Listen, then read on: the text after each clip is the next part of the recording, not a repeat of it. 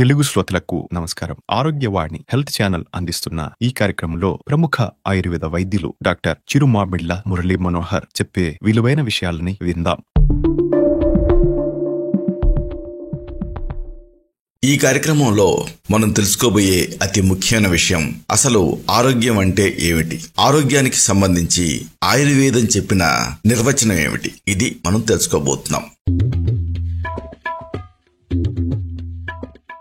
సాధారణంగా మనం ఆరోగ్యం అనే పదానికి సరైన నిర్వచనం ఇవ్వలేం. ఎందుకంటే అనారోగ్యం మన తలుపు తట్టి పిలిచే వరకు నాకేంట్లే అని అనుకుంటూ ఉంటాం. నాది చాలా మంచి ఆరోగ్యం అని భ్రమపడుతూ ఉంటాం. అలా అని అనారోగ్యం లేకుండా ఉంటే అంత ఆరోగ్యంగా ఉన్నట్లేనా? ఇది కరెక్ట్ కాదు. కానీ ఆరోగ్యం గురించి తెలుసుకోవటానికి ముందుగా అనారోగ్యం గురించి మాట్లాడుకోవటం, అనారోగ్యం లేదు కాబట్టి అదే ఆరోగ్యం అనుకోవాల్సి రావటం ఒక రకంగా దురదృష్టకరమే. ఈ రకంగా చూస్తే అనారోగ్యం వచ్చినప్పుడే ఆరోగ్యం విలువ బాగా తెలుస్తుంది. చూడండి, జ్వరం వచ్చినప్పుడు అందరూ చక్కగా తిరుగుతున్నారు, అందరూ చక్కగా తింటున్నారు, నేనొక్కడనే ఇలా ఉన్నాను, నిజంగా ఈ జ్వరం రాకపోతే ఎంత బాగుంటుంది అని అనిపిస్తూ ఉంటుంది. అలాగే షుగర్ వ్యాధి కూడా. షుగర్ వ్యాధి ఉన్న వాళ్ళకి పంచదార తాలూకు తీపి బాగా తెలుస్తుంది. ఇక బీపీ, హై బ్లడ్ ప్రెషర్ ఉన్న వాళ్ళకే ఉప్పు తాలూకు ఆ విలువ, ఆ రుచి ఇలాంటివన్నీ తెలుస్తూ ఉంటాయి. కాబట్టి అనారోగ్యంలో ఆరోగ్యం గురించి తెలుసుకోవటం, తిరిగి కొంత ఆరోగ్యంగా ఉన్నంతలోనే ఇక ఆరోగ్యం గురించి పట్టించుకోకుండా తిరగటం, ఇవన్నీ మనుషులమైన మనకి మామూలే. అంతెందుకు, జ్వరం వచ్చినప్పుడు లేదా ఏదైనా ఒక ఇన్ఫెక్షన్ వచ్చినప్పుడు డాక్టర్ ప్రిస్క్రిప్షన్ తాలూకు ఆ మందుల్ని 2 రోజులు వేసుకున్న తర్వాత కాస్త నెమ్మదిస్తే చాలు, ఇక మళ్ళీ ఆ మందుల జోలికి చాలా మంది వెళ్లరు. ఇలాగా కొంత తెలిసి కొంత తెలియక అలక్ష్యంగా ఎంతో మంది ప్రవర్తిస్తూ ఉంటారు. ఇంతకీ ఆరోగ్యం అనే పదం అనేది ఒక పెద్ద బ్రహ్మ పదార్థం లాగా అర్థం కాకుండా ఉంటుంది. మనలో చాలా మందికి ఆరోగ్యమే మహాభాగ్యం అని బాగా తెలిసినటువంటి నానుడే.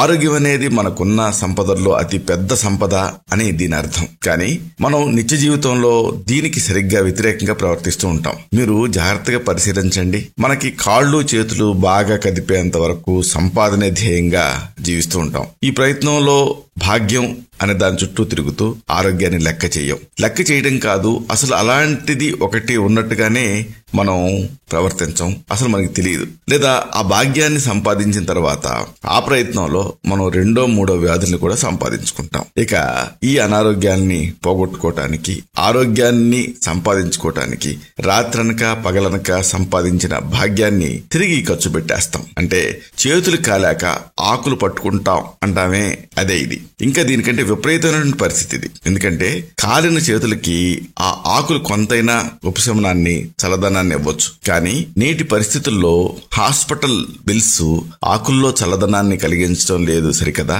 గుండెదడని, ఒక్కొక్కప్పుడు గుండెపోటును కూడా తెప్పిస్తున్నాయి. పోనీ సంపాదించినంతసేపు దాన్ని అనుభవిస్తున్నామా అంటే అది లేదు. సంపాదించింది ఎలా దాచుకోవాలి, ఎలా పెంచి పెద్ద చేయాలి అన్న తాపత్రయమే ఉంటుంది చాలా మందికి. ఇక సంపాదన వల్ల ఉపయోగం ఏమైనట్టు? ఇది ఒక పెద్ద విషవలయం. అందుకోసమే మన వాళ్ళు నీ పని నువ్వు చేసుకోవటానికి అంటే ధర్మానికి మంచి ఉత్తమమైన ఆరోగ్యం కావాలి అన్నారు. డబ్బులు సంపాదించుకోవటానికి ఆరోగ్యం కావాలన్నారు. మంచి పిల్లలు కావాలన్నా ఆరోగ్యం కావాలన్నారు. చివరికి మనం కాశీనో హరిద్వారానో వెళ్లి మోక్షం సంపాదించుకుందాం అని వెళ్ళినా మనకి ఉత్తమమైన ఆరోగ్యమే మూలం అన్నారు. అంతే కదా. ఆ పుణ్యక్షేత్రాలకు వెళ్ళినా మీ బీపీ, మీ షుగరు, ఇంకా ఇతర జబ్బులు, గుండె జబ్బులు ఇలాంటివి మేము సైతం అంటూ మీ కూడానే ఉంటాయి. ఇంకెక్కడ మోక్ష సాధన? దేవుడి కంటే ముందే రోజు ఈ హాస్పిటల్స్, డాక్టర్లు, మందుల షాపులు ఇవన్నీ కూడా దర్శనమిస్తూ ఉంటాయి. అలాగే మన వాళ్ళు కామం అనే పదానికి కూడా మంచి ఆరోగ్యం కావాలన్నారు. ఇది మనం పట్టించుకోం, కానీ నిజ జీవితంలో చాలా ముఖ్యమైనటువంటి విషయం ఇది. దీన్ని చాలా మంది అశ్రద్ధ చేస్తూ ఉంటారు. ఉదాహరణకు మన వ్యవస్థలో సంతానం కలగాలంటే పెళ్లి చేసుకోవాలి. అలాంటి కార్యక్రమానికి వధూవరుల్లో మనం వెతికే లక్షణాలు ఏమిటి?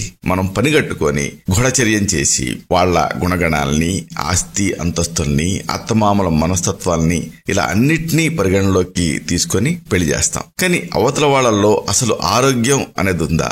ఈ ఆరోగ్యం అనే దానికి ఎంత ప్రాధాన్యత ఉంది?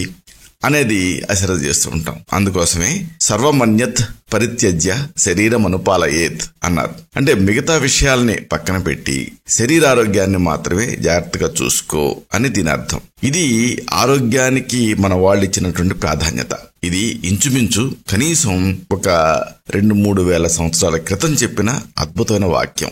పెద్ద ఇబ్బందులు లేకుండా హాయిగా జీవించే ఆ రోజుల్లోనే ఆరోగ్యం గురించి ఇంత విలువిచ్చారు మన వాళ్ళు. ఇక నేటి రోజుల్లో ప్రతి విషయంలోనూ అభద్రత, అసహనం, ఆందోళన పూరితమైనటువంటి ఈ చుట్టుపక్కల పరిస్థితులు, ఇలాంటి ప్రపంచంలో నివసిస్తూ ఆరోగ్యాన్ని తప్పించి అన్ని విషయాలకి చాలా ప్రాధాన్యత ఇస్తున్నాం. అందుకే పేరు తెలియని రోగాలు, అలాగే మందులు లేని అనేక జబ్బులు ఈ రోజుల్లో వస్తున్నాయి. ఆరోగ్యం అంటే ఏమిటి అనుకున్నప్పుడు ప్రపంచ ఆరోగ్య సంస్థ అంటే వరల్డ్ హెల్త్ ఆర్గనైజేషన్ ఇచ్చిన అర్థం ఏంటంటే మనిషి రోగాలు లేకుండా ఉండటమే కాకుండా శారీరకంగా, మానసికంగా, సాంఘికంగా బాగుండటమే అని. మరి ఆరోగ్యం గురించి అసలు ఈ వైద్య శాస్త్రాలన్నిటికీ తల్లి లాంటిదైనటువంటి ఆయుర్వేదం ఏం చెప్తుందో చూద్దాం. సమదోష సమాగ్నిశ్చ సమధాతు మలక్రియాః ప్రసన్నాత్మేంద్రియ మనః స్వస్థ ఇత్య అభిధీయతే. ఎంతో చక్కటి శ్లోకం ఇది. ఆరోగ్యాన్ని ఇంత అర్థవంతంగా చెప్పటం అత్యద్భుతం. WHO కేవలం శారీరక, మానసిక, సాంఘికంగా బాగుంటే చాలు అని, అదే ఆరోగ్యం అని అంది. ఆయుర్వేదం ఇంకా లోతుల్లోకి వెళ్లి పరిశీలించి మరి ఆరోగ్యం అంటే ఇది అనేది చెప్పింది. ఇంతకీ ఈ శ్లోకం అర్థం ఏమిటంటే మన శరీరంలో ఉన్న 3 దోషాలు, 13 అగ్నులు, 7 ధాతువుల పనులు సక్రమంగా జరిగినప్పుడు 5 జ్ఞానేంద్రియాలు, 5 కర్మేంద్రియాలు, మనస్సు, ఆత్మ ఇవన్నీ ప్రసన్నంగా ఉన్నప్పుడు అప్పుడు మాత్రమే దాన్ని ఆరోగ్యం అంటాం. అలాంటి వ్యక్తిని ఆరోగ్యవంతుడు అంటాం అంటుంది ఆయుర్వేదం. ఇక్కడ 3 దోషాలు అంటే వాత, పిత్త, కఫ అనేటటువంటి 3 బయోరెగ్యులేటింగ్ ప్రిన్సిపల్స్.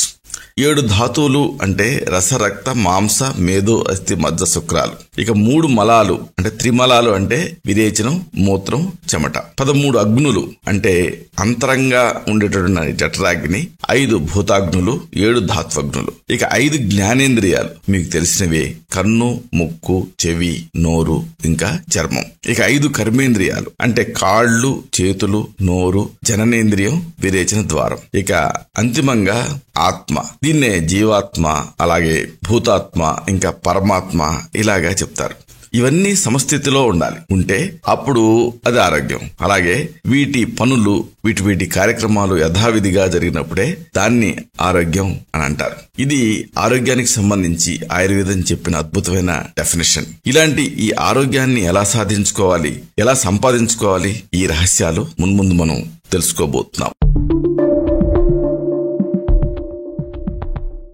వ్యక్తిగత కన్సల్టేషన్ కోసం సంప్రదించవలసిన మా హెల్త్ సెంటర్ చిరునామా: doctor Chirumamilla Murali Manohar, MD, Ayurveda, Raksha Ayurvedalaya, plot number 13, Rammurthy Nagar, CBCID colony, Hyder Nagar, Hyderabad 5,85,000. Website address www.muralymanohar.com. Phone numbers 9246575510, 9177445454.